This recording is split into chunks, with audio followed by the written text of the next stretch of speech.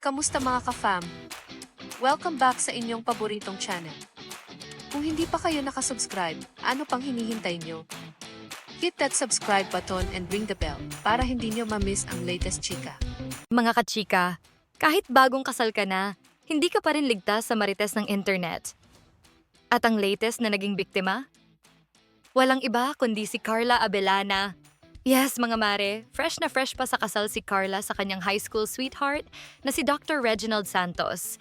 Pero imbes na puro congrats, may biglang nag-viral na cake issue. Ano raw? Hugis ka bang daw ang wedding cake? Ayon sa mga netizens, simple lang ang cake. Isang one-tier, mahaba, rektangulo, kulay puti, walang arte, walang flowers sa ibabaw. Kaya ang ending, meme material. At sino ang unang sumakay sa trip?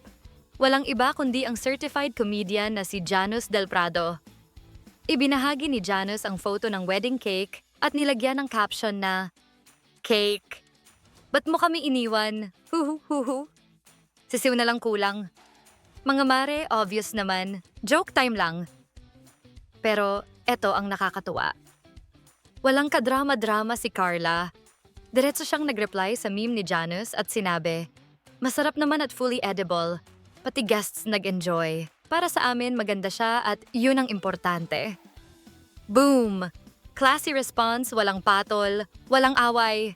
Sa madaling salita, mga kachika, masarap ang cake. Na-enjoy ng guests, masaya ang bride and groom. Opinyon ng iba? Dedma. At doon natin makikita na kahit anong bash, meme, o lait, walang makakasira sa kasiyahan ng isang bagong kasal na in love. Kaya mga mare, reminder lang, hindi lahat ng kasal kailangang bonggang cake or 3-tier para maging masaya. Minsan, sapat na yung tamang tao, tamang pagmamahal, at tamang sagot sa bashers. At kayo, kachika, anong sa inyo sa wedding cake nila Carla? Cute? Unique? O team hugis kabaong? Huwag kalimutan mag-like, subscribe, and hit the bell for more updates. Kita-kits ulit sa next video, mga ka-fam.